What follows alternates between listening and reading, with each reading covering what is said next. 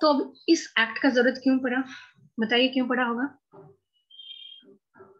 Drug and magic remedies act का जरूरत क्यों पड़ा होगा? नाम पे पहले जाइए कि वैसा कुछ हुआ होगा, उसके विरोध में ये एक्ट आया होगा। किन्हीं को कोई आइडिया है?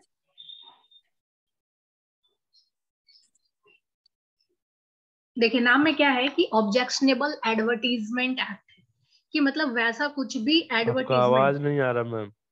आवाज नहीं आ रही है?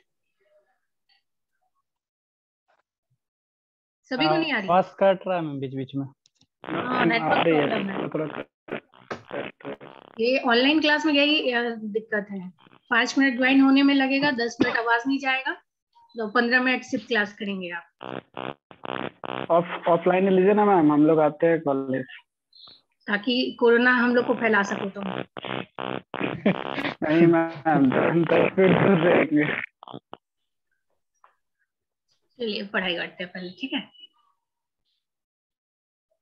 तो ऑब्जेक्शनेबल एडवर्टीजमेंट एक्ट के अंतर्गत वैसा चीज को बैन किया गया जो कुछ भी अलग करना चाह रहा था। जैसे कि मान लीजिए अभी आप देखे होंगे कहीं पे भी प्रचार में बहुत सारा अभी भी हालांकि ऐसा भ्रामक प्रचार होता है कि आपको लिखिएगा कि कैंसर का इलाज सिर्फ जादू टोना से ठीक कराएं, या फिर जड़ी बूटी खा के कैंसर को ठीक कराएं। कैंसर क्या है? Multiplication of cell. तो आप उस सेल्स को कैसे ठीक कर सकते हैं? कर सकते हैं क्या? जहां मल्टीप्लीकेशन हो रहा हो, सेल्स का बहुत ज्यादा मल्टीप्लीकेशन हो रहा हो, उसको आप जड़ी बूटी से कैसे ठीक कर सकते हैं? इधर सर्जरी के साथ आप उसको ठीक कर सकते हैं, या कीमोथेरेपी से ठीक कर सकते हैं। लेकिन अगर कोई ऐसा प्रचार कर रहा है कि नहीं हम इस बीमारी को ठीक कर सकते हैं, इधर ब्लाइंडनेस है कि बोल रहा है कि नहीं हम ब्लाइंडनेस जो भी चीज हो रहा है कि कोई अंधा है तो उसको हम विदाउट सर्जरी या फिर डॉक्टर के विदाउट कंसल्टेंट उसको हम ठीक कर सकते हैं, जादू टोना से ठीक कर सकते हैं। तो अब आदमी को लगेगा कि हम क्यों करोड़ों रुपया दें प्लस सर्जरी करवाएं, तो लोगों को क्या लगेगा कि हम जादू टोना इधर आकर्षित होते हैं। तो वैसे सभी एडवर्टीजमेंट जो इस टाइप से प्रचार कर रहा था, चाहे वो दवाई के मामले में हो या जादू टोना के मामले में हो, तो वैसे सभी चीज को रोकने के लिए एक एक्ट आया हमारे देश में 1954। उसके अंदर कुछ रूल्स आए 1955 में। तो इसका मेन ऑब्जेक्टिव यही था कि जो भी ड्रग्स से एडवर्टीजमेंट हो रहा था, कोई भी केस में ड्रग्स लीजिए उससे ये चीज हो जाएगा, और या फिर कोई भी मैजिकली जादू से कोई भी चीज ठीक हो रहा हो, तो उससे क्या हो रहा था कि उस पे पाबंदी लगाने के लिए ये एक्ट हमारे देश में आया। और ये एक्ट में क्या है कि विदाउट वारंट आपको सीधा अंदर कर दिया जाएगा, जेल के अंदर कर दिया जाएगा। मतलब कि मान लीजिए कि जैसे कोई भी क्या आवाज नहीं जा रही है क्या? यस मैम आ रही है। तो मान लीजिए कि कोई भी आप ऑफेंसेस करते हैं तो उसके लिए डायरेक्ट आपको मजिस्ट्रेट का ऑर्डर निकलता है, फिर जाके आपको पुलिस पकड़ती है। लेकिन यहाँ पे ये क्या है, कॉग्निजेबल ऑफेंस है। जैसे कि मर्डर का चार्ज पे विदाउट कोई वारंट आपको पकड़ के पुलिस ले जाती है विदाउट कंसल्टेंट ऑफ मजिस्ट्रेट, तो ऐसा ही ये कॉग्निजेबल ऑफेंस है। आपको बिना सर्च वारंट के, बिना वारंट के पुलिस ले जा सकती है चीज। तो आप ऐसा कोई भी एडवर्टीजमेंट नहीं करेंगे। जैसे मोस्टली आप सभी का दुकान है, सभी का लगभग में सभी का दवाई दुकान है, तो आप ऐसा कोई भी एडवर्टीजमेंट नहीं देख सकते हैं कि 10 पैरासीटामॉल आप खरीदे उसके साथ हम 1 बाल्टी फ्री देंगे। ऐसा कोई करते हैं क्या? इतने सारे शॉपकीपर्स हैं क्या रंजन? ऐसा कभी एडवर्टीजमेंट किए हो? No ma'am. ऐसा करेंगे तुरंत पुलिस रंजन दे पकड़ती सकते। जाएगी। नहीं कर सकते। ये एडवर्टीजमेंट ऑब्जेक्शनेबल एडवर्टीजमेंट एक्ट के तहत बैन है। नहीं तो आप क्या करेंगे कि बहुत ज्यादा आकर्षण वाला चीज आप लोगों को देंगे, बहुत ज्यादा चीज कि हाँ पैरासीटामोल ले जाइए, उसके साथ 10 पैरासीटामोल का स्ट्रिप्स ले जाइए, उसके साथ आप 2 हाजमोला फ्री पाइए। तो लोगों को लगेगा अरे कुछ तो मिल रहा है फ्री में, चलो इसके यहाँ से ही सामान लेते। या उस वजह से जिसको 2 स्ट्रिप पैरासीटामोल लेना होगा वो 10 स्ट्रिप पैरासीटामोल लेगा। तो आप ऐसा कुछ भी ऑब्जेक्शनेबल चीज नहीं कर सकते हैं इस एक्ट के तहत। ये तो ड्रग्स रिलेटेड हुआ। दूसरा मैजिक रिलेटेड में क्या होता है कि जो भी जादू टोना वाला चीज है, जैसे आप बहुत सारा देखे होंगे कि आंख का इलाज कराना संभव नहीं है, आप मोतियाबिंद बिना ऑपरेशन का, दवाई से, फूक से, झाड़ से, तो इस टाइप का आप कुछ भी नहीं कर सकते। पहले हमारे देश में क्या था, 1954 के पहले बहुत ज्यादा यही स्टेप चढ़ता था, अंधविश्वास चरम सीमा पे था उस वक्त। उस वजह से क्या हो रहा था कि ये जो ड्रग रेमेडीज है एक्ट है, तब इसकी जरूरत पड़ी, क्योंकि लोग फिर दवाई से ज्यादा झाड़ फूक पे ज्यादा विश्वास कर रहे थे, उधर ही जा रहे थे। उस वजह से क्या हो रहा था कि कैंसर जो फर्स्ट स्टेज में है, वो तो ऑब्वियस सी बात है, विदाउट सर्जरी या कीमोथेरेपी से ठीक नहीं हो सकता।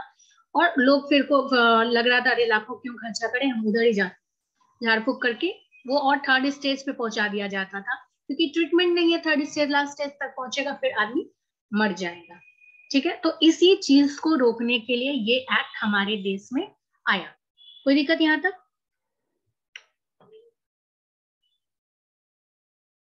यहाँ तक कोई क्वेरी है? No ma'am. Okay. No ma'am. उसके बाद अब डेफिनेशंस आता है। तो डेफिनेशंस क्या है कि कुछ एक टॉपिक्स, कुछ एक चीज दिया हुआ है, उसका डेफिनेशंस है। इधर ये बहुत नॉर्मल चीज है, बट एग्जामिनेशंस में आपको एज इट इज लिखना पड़ेगा। ये हम क्लास में भी बताए हैं। तो सभी चैप्टर्स में कुछ डेफिनेशंस हैं जिसको आपको एज इट इज याद करना पड़ेगा, जैसा है वैसा है। जैसे एडवर्टीजमेंट है, वो सभी लोग जानते हैं एडवर्टीजमेंट का मतलब क्या है। कोई भी नोटिस है जो आप टीवी में ऐड देख रहे हैं, वही एडवर्टीजमेंट है हमारा, जो कोई भी चीज दिखाता है, अपने प्रोडक्ट्स के बारे में जानकारी देते हैं। आप टीवी में बहुत सारा एडवर्टीजमेंट देते हैं, जब भी टीवी देखिए तो एडवर्टीजमेंट ही ज्यादा देता है, क्योंकि एडवर्टीजमेंट से वो सबसे ज्यादा कमाता है। तो या फिर न्यूज़पेपर में देखिए, उसमें भी एडवर्टीजमेंट आता है। तो वैसा कोई भी नोटिस है, सर्कुलर है, कोई भी चीज दीवार पे लगा है, पेपर में आ रहा है, न्यूज में आ रहा है, कहीं पे भी आ रहा है, तो ये क्या है, एडवर्टीजमेंट, जिससे आपको कुछ जानकारी मिल रहा है। तो अब ये जो एडवर्टीजमेंट है ये आप ऑरली कर सकते हैं, लेकिन एडवर्टीजमेंट ये नॉर्मली जान रहे हैं यहाँ, ये ठीक है एडवर्टीजमेंट, लेकिन आपको लिखना कैसे, ये जितना लाइन बाय लाइन लिखा हुआ है, कॉमा फुल स्टॉप कहाँ है, ऐसे ही एज इट इज आपको एग्जाम में लिखना आएगा। अगर डिफाइन करने आ गया तो आप अपनी भाषा में नहीं लिख सकते जूरिस्प्रूडेंस में, इसको as it is as per book में जो दिया हुआ है उसको वैसे ही लिखना पड़ेगा। तो इसीलिए जितना भी एडवर्टीजमेंट डिफिनेशंस दिया हुआ है उसको आपको याद करना पड़ेगा। कोई दिक्कत एडवर्टीजमेंट में? दूसरा है मैजिक रिमेडी। मैजिक रिमेडी मतलब क्या होता है कि जादू टोना से रिलेटेड, तो उसमें कुछ भी हो गया, जंतर मंतर, जो भी कुछ कुछ पहनते हो ना तुम लोग गले में, टेलिस्मैन उसको बोलते हैं जंतर को। तो जंतर हो गया, कुछ मंत्र पढ़ के आदमी लिख के कुछ रैप करके दे दिया तुमको, या कोई भी इस टाइप का चीज। तो अब वो क्यों दिया जाता है आपको, जंतर मंतर क्यों दिया जाता है? कोई जंतर पहनते हो? कोई जंतर पहनते हैं, जंतर मंतर? पहनते थे, अब नहीं मैम, नहीं। अब समझदार हो गए। हाँ, नहीं तो पहनते थे। जब समझदार नहीं थे तो क्या होगा कि वो दे दिया होगा कि भूत प्रेत से रक्षा करेगा, ऐसा ही कुछ। या फिर यस घर मैम। वाले को लगा होगा कि तुमको ज्यादा नजर वजर लग रहा है, तो उसके लिए फिर दे दिया गया होगा, है कि नहीं? तो अब उसमें क्यों है कि उसको, उसमें फिर घर वाले को पता होगा कि अरे इसमें बहुत ज्यादा शक्ति है, ये कैंसर से बचा लेगा, ऐसे कुछ चीज से बचा लेगा, इसीलिए आपको मैजिक रेमेडीज करते हैं। तो मैजिक रेमेडी के अंदर आपको यही सब चीज लिखना है, लेकिन एज इट इज लिखना है जो यहाँ पे है। कोई भी बीमारी से बचा सकता है, कोई बीमारी को कम कर सकता है, तो ये सब चीज लिखना है। उसके बाद सबसे ज्यादा जो टर्मिनोलॉजी आप पूरी फार्मेसी में यूज करते हैं, दैट इज ड्रग। ड्रग क्या सबसे ज्यादा यूज करते हैं फार्मेसी से? पहले ड्रग का मतलब कुछ और होता था आपके लिए, लेकिन अभी ड्रग का मतलब नॉर्मली क्या है, मेडिसिन, जो ह्यूमंस पे या एनिमल्स पे यूज करते हैं, जिसका मेन काम क्या है, कोई भी बीमारी को ठीक करना, कम करना, या उसको प्रिवेंट करना, यही मतलब है ना ड्रग्स का। लेकिन इससे पहले जब फार्मेसी में आप नहीं थे तो आपको क्या लगता था कि, क्या लगता था ड्रग्स का मतलब क्या लगता था? Drugs ma'am. ड्रग्स का मतलब साइकोट्रोपिक लेने वाला drug. Substances, simply psychotropic substances. अभी हम लोग पढ़े हैं ना, अभी जस्ट पढ़े थे ना इससे पहले, साइकोट्रोपिक एक्ट में, नार्कोटिक एंड साइकोट्रोपिक एक्ट में। साइकोट्रोपिक जो आपके माइंड के साथ अल्टर करता है, खेलता है, दैट इज ड्रग्स। तो वैसे ड्रग्स, लेकिन वो तो अलग कैटेगरी है, ड्रग्स का एक अलग कैटेगरी है साइकोट्रोपिक ड्रग्स। तो ड्रग्स का ये चारों पॉइंट आपको याद करना होगा। उसके बाद आता है रजिस्टर्ड मेडिसिनल प्रैक्टिशनर्स। तो आरएमपी इसको शॉर्ट फॉर्म में बोलते हैं। तो ये इतना ज्यादा जो दिख रहा है ये कुछ भी नहीं है। जैसे आप रजिस्टर्ड फार्मासिस्ट हैं, वैसे ही रजिस्टर्ड मेडिकल प्रैक्टिशनर है, जो कि MBBS डॉक्टर, एटलीस्ट उसके पास MBBS की डिग्री हो, और जैसे आप फार्मेसी काउंसिल में रजिस्टर कराते हैं वैसे उसको इंडियन मेडिकल काउंसिल एक्ट के तहत खुद को IMC में रजिस्टर कराना पड़ता है, इंडियन मेडिकल काउंसिल में खुद को रजिस्टर्ड कराना पड़ता है। वैसे सारे डॉक्टर्स को हम लोग रजिस्टर्ड मेडिकल प्रैक्टिशनर्स कहते हैं। कोई दिक्कत यहाँ तक? No ma'am. उसके बाद है taking any part in publications of any advertisement. Part कैसे लेंगे आप? तो पार्ट कैसे लेंगे, या तो उसको प्रिंट कर देंगे, कोई भी एडवर्टीजमेंट को आप प्रिंट कर सकते हैं, उस एड में आप एक्ट कर सकते हैं, उसको पब्लिश कर सकते हैं या उसको लगा सकते हैं। तो ऐसे आप कोई भी एडवर्टीजमेंट में पार्ट कर सकते हैं क्या? ये कर सकते हो ना, जैसे अभी तुम लोग क्या किए हो, कुछ प्रिंट करवाए हो ना, जो यस आप मैम, फ्लैग। फ्लैक्स प्रिंट करवाए, तो आप यस मैम, कोलोजी कोलोजी।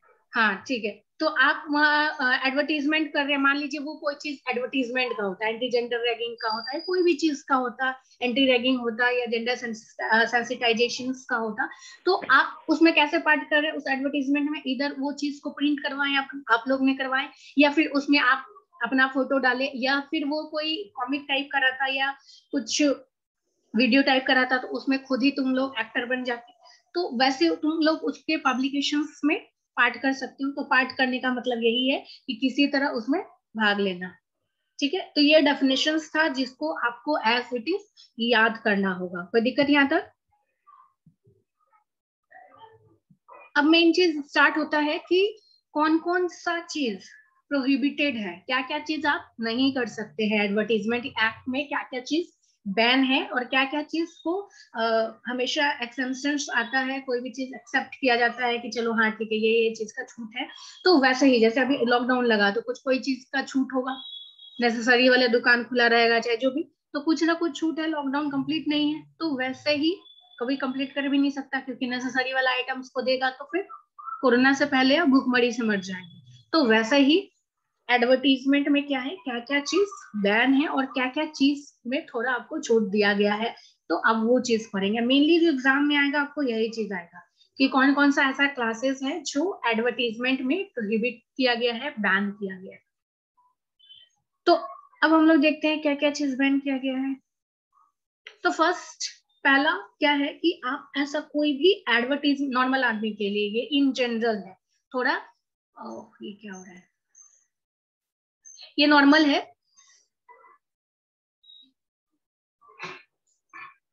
भाई एक मिनट मेरा ब्लैंक हो गया स्क्रीन।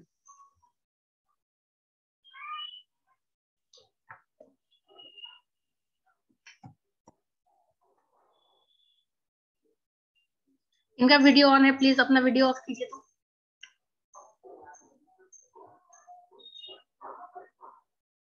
वीडियो ऑफ कीजिए संजय कुमार, संजय वीडियो ऑफ कीजिए अपना।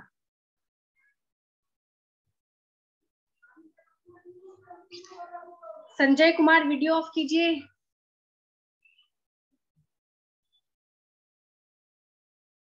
एक मिनट,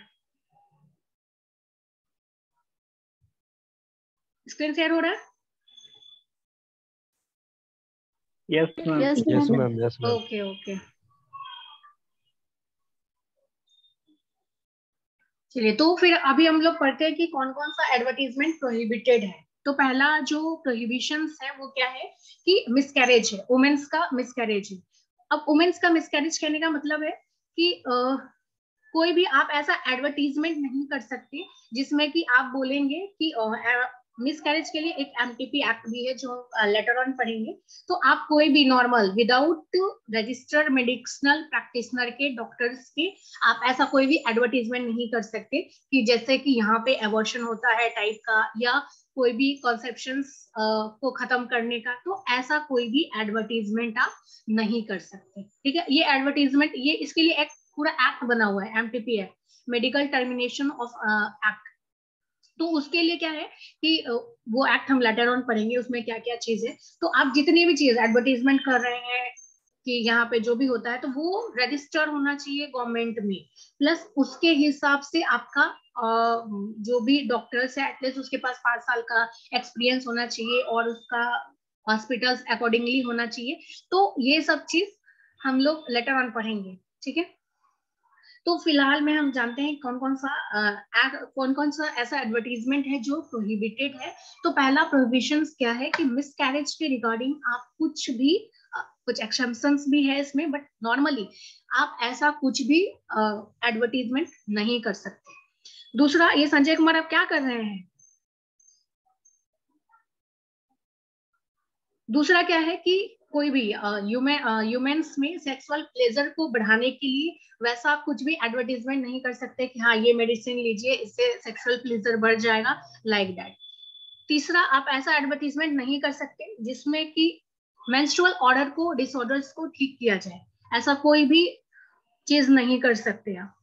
फोर्थ में क्या है कि एक शेड्यूल है हमारा अपने ड्रग एंड कॉस्मेटिक एक्ट में, बहुत सारे शेड्यूल्स हैं, उसके बारे में आप पढ़ेंगे। तो उसमें एक शेड्यूल है, शेड्यूल जे, शेड्यूल नहीं बोलते हैं, शेड्यूल बोलते हैं।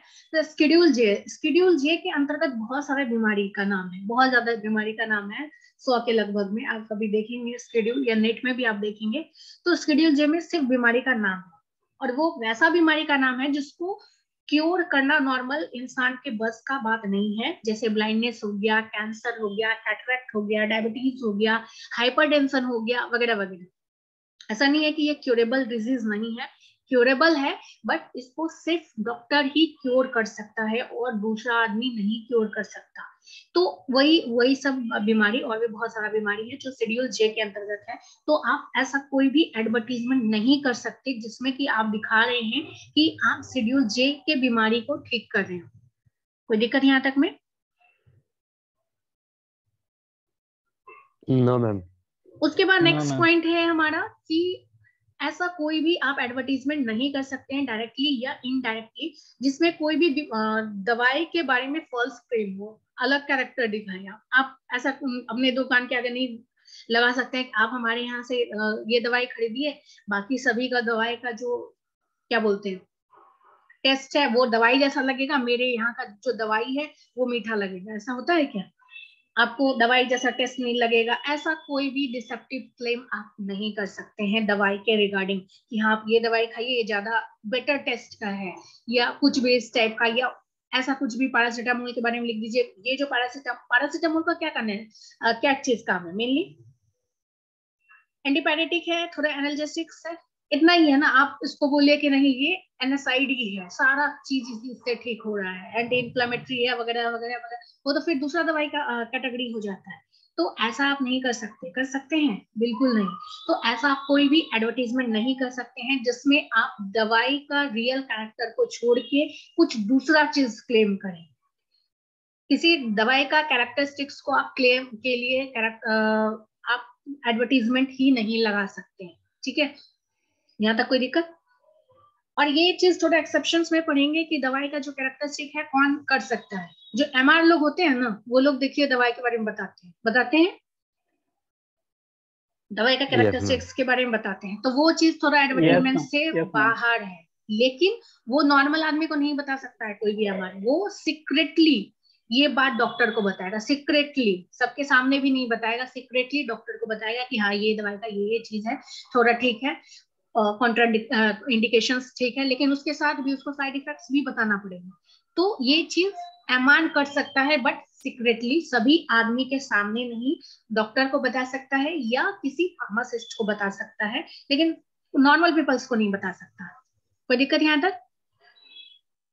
उसके बाद No, फिर ma'am. अब मैजिक रेमेडीज में आते हैं। तो आप ऐसा कोई भी चीज भ्रामक प्रचार नहीं कर सकते कि हमारे यहाँ बवासीर, अगर तुम लोग पढ़े होगे बहुत सारे एडमिशन, हमारे यहाँ बवासीर का ये इलाज होता है बिना कुछ किए, या फिर मोतियाबिंद का बिना क्या बोलते हैं ऑपरेशन के इलाज होता है। ऐसा बहुत सारा यहाँ पे भी हम देखे हैं, बहुत ज्यादा देवघर में भी छोटा छोटा पर्चा में लगाया रहता है एडवर्टीजमेंट है, लेकिन कोई उस पर कुछ नहीं हो रहा है क्योंकि वो चीज सरकार तक नहीं पहुंच रही है। आप अगर वो फोटो खींच के भेज देंगे तब जाके उस पर प्रोहिबिटेड एडवर्टीजमेंट एक्ट के तहत उस पर भी कार्रवाई हो सकता है। कोई दिक्कत यहाँ तक? अब ये तो था डिजीज और डिसऑर्डर्स के रिगार्डिंग। और एक और चीज है, क्या क्या चीज ड्रग्स के रिगार्डिंग हो सकता है। तो एक दो चीज हम ऊपर पढ़ चुके हैं कि आप कोई भी ट्रू कैरेक्टर ऑफ ड्रग्स के बारे में फॉल्स इंप्रेशन नहीं दे सकते, जो उसका कैरेक्टरिस्टिक्स है उसके अलावा आप कुछ और चीज नहीं बोल सकते। दूसरा, आप फॉल्सली क्लेम नहीं कर सकते कोई भी ड्रग्स के बारे में। मान लीजिए कि एक आदमी, कभी कभी लोग क्या करता है ना, खुद को प्रसिद्धि पाने के लिए एक दवाई वाले पे केस कर दिया कि इससे मेरा ये चीज हुआ, फिर अगर वो ठीक हुआ तो फिर क्या करती है कि जो भी जज है उसको पैसा मुआवजा देती है। तो इसको करने के चक्कर में लोग क्या करते हैं, बिना वजह का सब दवाई कंपनी पे केस ठोकते रहते हैं या कोई भी कंपनी पे केस ठोकते रहते हैं। तो अब यहाँ पे क्या है कि आप अगर लेकिन उसमें गलत पकड़ा गया तो इस एक्ट के तहत आप क्या कर सकते हैं कि कोई भी ड्रग्स पे फॉल्स क्लेम नहीं कर सकते हैं। फॉल्सली आप नहीं बता सकते हाँ इसी के कारण आपको ये वाला बीमारी हो गया, उसके लिए आपको प्रूफ करना पड़ेगा। तो ये चीज फॉल्सली क्लेम कोई भी दवाई के इधर कैरेक्टरिस्टिक्स के बारे में या किसी भी कारण से आप नहीं कर सकते। उसके बाद नेक्स्ट क्या है कि कोई भी पर्पस के लिए जितने भी सेक्शन 3 के अंतर्गत लिखा गया है, ऊपर वाला जो भी है वो सेक्शन 3 के अंतर्गत आता है। कोई भी ऐसा पार्ट में आप नहीं जा सकते कि जिसमें कि इनडायरेक्टली या डायरेक्टली, सेक्शन 3 के अंतर्गत वही मेंस्ट्रुअल डिसऑर्डर्स आ गया और सेक्सुअल प्लेजर हो गया और मिसकैरेज हो गया, ये सब जो भी चीज है वो स्पेसिफाइड है सेक्शन 3 के अंतर्गत। तो इस उस एक चीज में कभी भी आप एडवर्टीजमेंट में पार्ट नहीं कर सकते, इधर ड्रग रिलेटेड या फिर इधर म्यूजिक रेमेडी के रिगार्डिंग। यहाँ तक में कोई दिक्कत? No ma'am.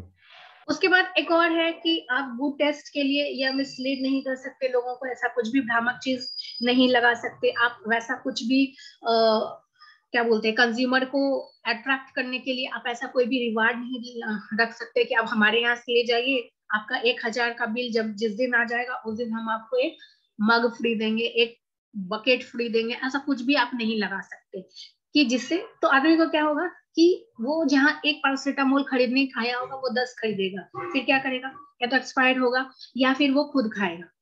वो खाएगा बिना वजह का, सब खाते जा रहा है, उससे क्या हो सकता है आदमी को लत लग सकता है।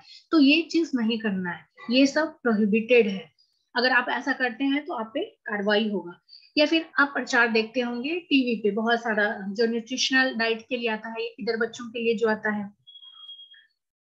हॉर्लिक्स के लिए आता है, जूनियर हॉर्लिक्स के लिए अभी अभी प्रचार आता है ना एक, तो जो खाना देखे हो तुम लोग प्रचार, बच्चा का आता है, तो उसमें क्या दिखाता है कि बच्चा डेली खाना नहीं खा पाता, जितना उसको न्यूट्रिशन चाहिए नहीं खाना खा पाता, तो उस पूरा न्यूट्रिशन को कंप्लीट करने के लिए आप बच्चा को वो जो न्यूट्रिशन डाइट है बच्चे के लिए, बेबी प्रोडक्ट्स है वो दीजिए।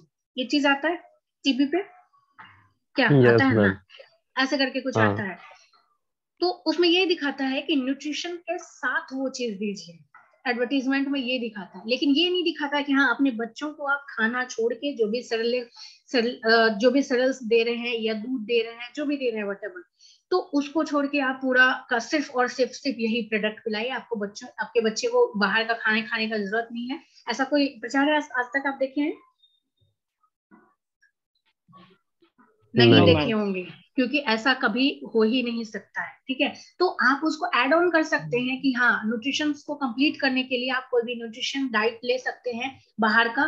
तो ऐसा आप कोई भी प्रचार नहीं कर सकते कि जो आपके डाइट्स को सब्स्टिट्यूट करे, आपके बैलेंस डाइट को सब्स्टिट्यूट एड ऑन की तरह ले सकते हैं। टॉनिक है तो एड ऑन की तरह ले सकते हैं, विटामिन है तो एड ऑन की तरह ले सकते हैं, प्रोटीन्स है तो एड ऑन की तरह ले सकते हैं। हॉर्लिक्स का प्रोटीन है तो ऐसा नहीं लिखता है कि आप दाल खाना छोड़ दीजिए, आप प्रोटीन का जितना भी डाइट है उसको छोड़ दीजिए, सिर्फ आप मेरा प्रोटीन पीजिए, ऐसा नहीं बोलता है। वो बोलता है साथ में लीजिए, उसका कैपेसिटी बता देता है एक चम्मच जितना भी लेना है उतना लीजिए, लेकिन साथ में लीजिए, ऐसा नहीं बोलता है कि यही चीज आप टोटल छोड़ दीजिए। तो एड ऑन की तरह लेना है, रिप्लेस नहीं कर सकता आप, ऐसा कोई भी एडवर्टीजमेंट नहीं कर सकते कि आपका जो भी प्रोडक्ट है, इधर टॉनिक रहे, विटामिन प्रिपरेशन रहे या कोई भी न्यूट्रिशन डाइट रहे, तो वो क्या कर सकता है, वो किसी भी बैलेंस डाइट को सब्स्टिट्यूट नहीं कर सकता। आप ऐसा कोई भी एडवर्टीजमेंट नहीं करते। अगर ये एक्ट नहीं रहता तो क्या करता, ये जितना भी हॉर्लिक्स वाला है, बॉर्नविटा वाला है, वो क्या करता, अपना उसको एडवर्टीजमेंट ठीक करना है ना, एडवर्टीजमेंट ठीक करने के लिए वो क्या करेगा, सिर्फ अपना किसी तरह बेहतर करेगा। तो वो क्या बोल देगा सीधा, आप बैलेंस डाइट मत खाइए, दिन भर हॉर्लिक्स पीजिए, ऐसा बोल सकता है। लेकिन वो ऐसा नहीं कर सकता क्योंकि यहाँ पे उसको रोकने वाला एडवर्टीजमेंट है। कोई दिक्कत यहाँ तक? उसके अलावा आप ऐसा कोई भी एडवर्टीजमेंट नहीं कर सकते जिसमें कि ये बताया जाए कि सर्जिकल ऑपरेशंस जरूरी नहीं है या मेडिकल कंसल्टेशन जरूरी नहीं है। वैसा कोई भी चीज नहीं कर सकते कि आपको मेरे यहाँ मोतियाबिंद का इलाज कराइए, हम एक बार फूक देंगे, मोतियाबिंद ठीक हो गया, आपको डॉक्टर से मिलने की जरूरत नहीं है। ऐसा कोई भी एडवर्टीजमेंट आप नहीं करा सकते। कोई दिक्कत? तो आप बहुत सारा चीज पढ़ लिए, क्या क्या चीज आप नहीं करा सकते, ये पढ़ लिया आप क्या क्या चीज आप नहीं करा सकते। कोई दिक्कत यहाँ तक? तो अब हम लोग क्या क्या चीज अब नहीं कर सकते ये हम जान लें। तो ठीक है, ज्यादा नहीं है तो आज ये कंप्लीट ही हो जाएगा। तो कौन कौन चीज को इससे बाहर रखा गया है? तो वैसा एडवर्टीजमेंट जो आपको गवर्नमेंट की तरफ से पब्लिश हो रहा है, अब गवर्नमेंट ही उसको पब्लिश कर रहा है या गवर्नमेंट ही किसी आदमी को पब्लिश करने के लिए बोल रहा है, तो आप उसमें क्या कर सकते हैं? कर सकते हैं क्या? कुछ कर सकते हैं? हाँ या ना? No ma'am. नहीं कर सकते हैं, वो गवर्नमेंट ही उसका ऑर्डर दे रही है, तो फिर आप क्या कर सकते हैं? कुछ नहीं कर सकते हैं आप। तो अगर वो गवर्नमेंट के द्वारा पब्लिश्ड है कोई इस टाइप का चीज, या फिर गवर्नमेंट ही परमिशन दिया है किसी आदमी को इस टाइप का एडवर्टीजमेंट करने के लिए, तो वो एडवर्टीजमेंट एक्ट के बाहर है, गवर्नमेंट ही है, फिर उसका कोई कुछ नहीं कर सकता। दूसरा, कोई भी एडवर्टीजमेंट रिगार्डिंग कोई भी ड्रग्स का अगर रजिस्टर्ड मेडिसिनल प्रैक्टिशनर्स के पास पहुंच रहा है, डॉक्टर के पास पहुंच रहा है, तो कॉन्फिडेंशियली, अब एमआरआई के दिया, कॉन्फिडेंशियली दिया, सभी के सामने नहीं दिया, तो वो एडवर्टीजमेंट एक्ट के बाहर है, क्योंकि वो सभी के सामने एडवर्टीजमेंट नहीं हो रहा है।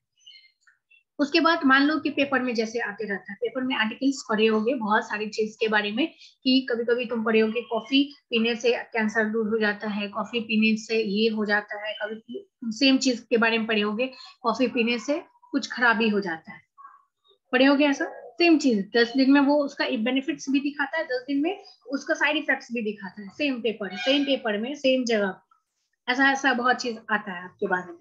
कभी आप पढ़े होंगे धूप खाने से आपकी हड्डियां मजबूत होगी, रोग प्रतिरोधक क्षमता बढ़ेगी, कभी आप पढ़ेंगे कि कैंसर होगा, पढ़े हैं? तो अब हाँ ना बोलो, पढ़ते ही नहीं हो पेपर, कहाँ से पता होगा क्या? Yes ma'am. या वेरी गुड।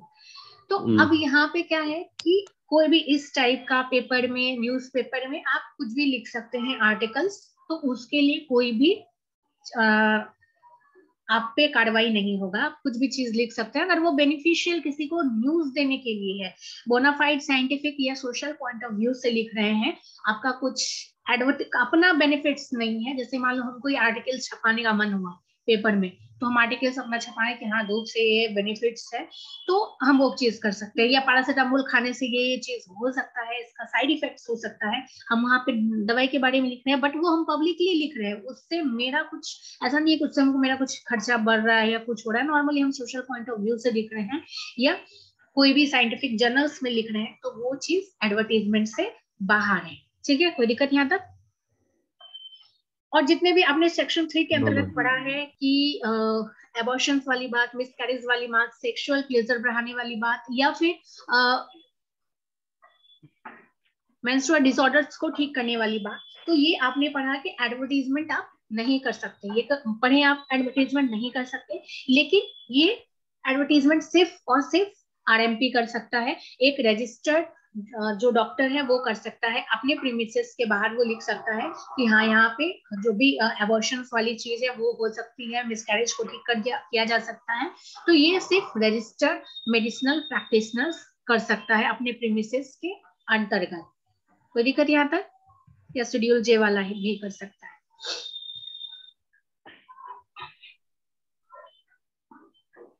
यहाँ तक कोई दिक्कत?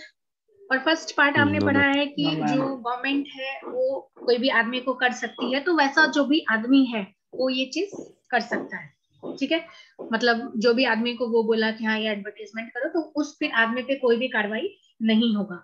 और दूसरा ये भी पढ़े थे कि आरएमपी जो कॉन्फिडेंशियली एमआर जाके डॉक्टर्स को बता रहा है दवाई के बारे में, तो उसके साथ वो बता तो रहा है, लेकिन उसके साथ उसका थेराप्यूटिक इंडिकेशंस बताना पड़ेगा, किस रूट से एडमिनिस्टर कराना है, वो टोटल चीज उसमें लिखा होना चाहिए, टोटल ऐसा नहीं कि सिर्फ इसका बेनिफिट्स बता के चला गया, उसका साइड इफेक्ट्स नहीं बताया, उसका कितना डोज होना चाहिए, कितना साइड इफेक्ट्स है, ये टोटल चीज, क्या क्या प्रिकॉशंस उसके साथ लेना है, दूध के साथ नहीं लेना है, पानी के साथ लेना है, वो टोटल चीज उसको साथ साथ बताना पड़ेगा।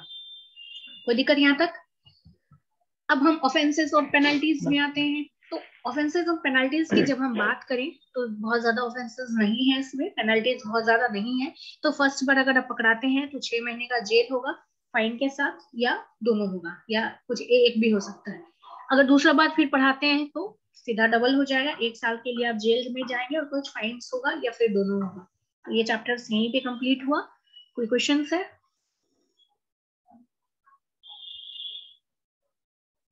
No ma'am. ठीक है, फिर नेक्स्ट डे हम दूसरा चैप्टर फिर पढ़ते हैं, अल्कोहल वाला प्रिपरेशन एक्ट कुछ पढ़ेंगे। ठीक है,